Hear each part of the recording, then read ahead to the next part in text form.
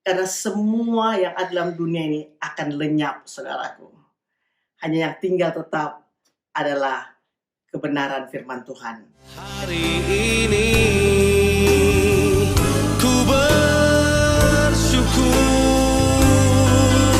merasakan kasih setiamu. Shalom saudara, selamat pagi. Kita ketemu kembali pagi ini dalam Morning Devotion. Selamat pagi saudara-saudara, apa kabar? Kita akan baca firman Tuhan dari Markus pasal yang ke-10 ayat 17 sampai 27. Demikian firman Tuhan. Pada waktu Yesus berangkat untuk meneruskan perjalanannya, datanglah seorang berlari-lari mendapatkan dia, dan sambil bertelut di hadapannya, ia bertanya, "Guru yang baik, apa yang harus kuperbuat untuk memperoleh hidup yang kekal?" Jawab Yesus, "Mengapa kau katakan aku baik? Tak seorang pun yang baik selain daripada Allah saja. Engkau tentu mengetahui segala perintah Allah. Jangan membunuh, jangan berzinah, jangan mencuri, jangan mengucapkan saksi dusta, jangan mengurangi hak orang, hormatilah ayahmu dan ibumu." Lalu kata orang itu kepadanya, "Guru, semuanya itu telah kuturuti sejak masa mudaku." Tetapi Yesus memandang dia dan menaruh kasih kepadanya. Lalu berkata kepadanya, "Hanya satu lagi kekuranganmu. Pergilah, juallah apa yang kau miliki, dan berikanlah itu kepada orang-orang miskin. Maka engkau akan beroleh harta di sorga. Kemudian datanglah kemari dan ikutlah aku." Mendengar perkataan itu, ia menjadi kecewa, lalu pergi dengan sedih, sebab banyak hartanya. Lalu Yesus memandang murid-muridnya di sekelilingnya dan berkata kepada mereka, "Alangkah sukarnya orang yang beruang masuk ke dalam kerajaan Allah." Murid-muridnya tercengang mendengar perkataannya itu, tetapi Yesus menyambung lagi, "Anak-anakku, alangkah sukarnya masuk ke dalam kerajaan Allah. Lebih mudah seekor unta melewati lubang jarum daripada seorang kaya masuk ke dalam kerajaan Allah." Maka mereka semakin gempar dan berkata seorang kepada yang lain, "Jika demikian, siapakah yang dapat diselamatkan?" Yesus memandang mereka dan berkata, "Bagi manusia hal itu tidak mungkin, tetapi bukan demikian bagi Allah, sebab segala sesuatu adalah mungkin bagi Allah." Saudaraku, kisah ini sangat menarik sekali. Karena dalam kisah ini, Markus menunjukkan kepada kita tentang bagaimana Tuhan Yesus berurusan dengan standar kebenaran hidup di dunia ini. Saudara, narasi yang dibangun oleh Markus menyatakan bahwa Tuhan Yesus lebih besar dan lebih tinggi, lebih mulia nilainya dari semua kekayaan dunia. Bahkan pandangan ini akan mempersiapkan murid-muridnya untuk memiliki gaya hidup berkorban dan mengalahkan materialisme dunia ini. Saudaraku, narasi ini dimulai dengan seorang pria yang datang pada Tuhan Yesus sambil berlari dan berlutut di hadapan Yesus. Menurut Injil Matius, orang ini masih cukup muda dan juga memiliki banyak harta benda. Ya, dia seorang yang muda dan dia juga kaya. Tapi bukan itu saja, dia juga seorang yang sangat bermoral. Tepat menurut standar dunia, orang ini sangat mapan, dia muda, dia kaya, dan dia juga bermoral. Nah, saudara, memang ada sebuah pertanyaan, seorang muda, kaya, dan bermoral, tiba-tiba lari dengan tergesa-gesa dan berlutut di hadapan Tuhan. Kemudian menanyakan pertanyaan ini, "Guru, apakah yang harus aku perbuat supaya aku memperoleh hidup yang kekal?" Itu pertanyaan dari seorang yang kelihatannya ada kekosongan di dalam dirinya. Ada yang kosong, dia kaya, dia punya semuanya, dan dia kelihatannya cukup respectable, artinya orang menghargai dia, tapi dia rupanya memiliki kekosongan. Dan dia berpikir Yesus memiliki semuanya itu. Jadi dia berlari dan dia meminta kepada Yesus apa yang harus dia perbuat supaya dia memperoleh kehidupan yang kekal.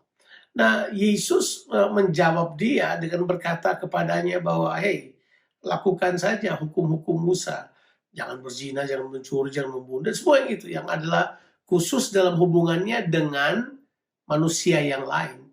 Dia berkata gini, "Semua itu sudah kulakukan sejak aku masih muda."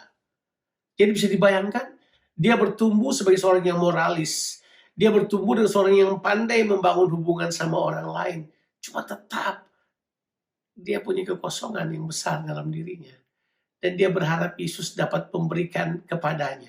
Dan dia datang. pada Yesus. Masalahnya sekarang adalah Yesus punya penilaian lain yang lebih daripada apa yang dinilai oleh manusia yang berpikir bahwa dia adalah seorang pria yang sudah mapan.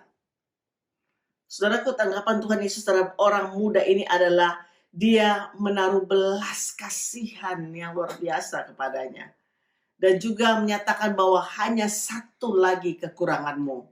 Pada titik inilah terjadi tabrakan nilai dan juga standar kerajaan Allah dengan nilai dan standar daripada dunia. Kenapa saudara? Karena Tuhan Yesus berkata begini, pergilah, jualah apa yang kau miliki dan berikan pada orang miskin, maka engkau akan beroleh harta di surga. Dan engkau ikutlah aku. Itu perkataan Yesus terhadap orang muda ini. Ini menunjukkan bahwa keutamaan Tuhan Yesus sebagai pusat kehidupan. Akibatnya cukup menyedihkan. Orang itu kecewa lalu pergi karena hartanya banyak. Rupanya Markus berusaha memberikan narasi ini buat kita sambil berkata begini, bahwa kalau kamu melekat pada hartamu, sangat sukar untuk mengutamakan Yesus. Sebab Yesus berkata kepadanya, hanya satu yang kurang padamu. Apa itu? Kamu jadikan aku yang utama dalam kehidupanmu. Yesus kemudian berkata, pergilah, jualah semua hartamu dan berikanlah kepada orang miskin. Dan engkau ikutlah aku. Itu yang sukar dia kerjakan. Menyerahkan semua hartanya dan mengikut Yesus. Itu hal yang berat buat dia. Kelihatannya orang ini telah terikat begitu kuat dengan yang dia miliki. Seluruh arti hidupnya ada pada pemilikannya. Seluruh kehidupannya dibangun atas hartanya. Karena dia hartanya banyak. Dia sedih. Dan dia meninggalkan Yesus. Dengan keadaan tidak menerima apa yang Yesus katakan kepadanya. Dan banyak orang yang berjumpa dengan Yesus. Orang ini mungkin satu-satunya yang kemudian pergi meninggalkan Yesus tanpa menemukan solusi kehidupannya. Alkitab mengatakan bahwa sebab hartanya banyak. Apa yang kurang dari dia? Dia kurang untuk menjadikan Yesus yang utama dalam kehidupannya. Nah, disinilah kemudian Yesus berbalik pada murid-murid sambil berkata, ya ini sangat sukar bagi seorang kaya untuk masuk dalam kerajaan sorga. Sukar. Ya, murid-muridnya berkata, jadi bagaimana dong? Siapa yang boleh masuk dalam kerajaan sorga? Kalau hal ini begini, siapa? Mereka kemudian mulai bingung dan bertanya-tanya. Yesus berkata begini, tidak ada yang mustahil bagi Allah. Bagi manusia mustahil. Karena Yesus memberikan sebuah contoh seperti unta, lebih mudah unta masuk dalam lubang jarum. Lubang jarum itu adalah sebuah pintu gerbang rendah untuk membuat orang turun dari untanya dan masuk ke dalam kota. Tapi yang jelas di sini adalah Yesus mau mengatakan kepada mereka begini. Memang orang yang memiliki harta yang banyak, yang pusat perhatiannya ada pada harta itu, sukar sekali masuk dalam kerajaan sorga.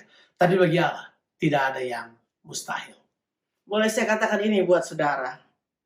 Oh, jangan melekat kepada harta dunia ini. Jangan hati kita melekat kepadanya. Karena semua yang ada dalam dunia ini akan lenyap, saudaraku. Hanya yang tinggal tetap adalah kebenaran firman Tuhan. Dan kita hidup di dalam Tuhan kita Yesus Kristus. Saudara, kita bukan pemilik. Kita hanya pengelola. Oleh sebab itu, put God first in your life. Yesus Tuhan adalah menjadi segala-galanya di dalam kehidupan kita. Have a blessed day. Tuhan Yesus memberkati saudara sekalian. Amin.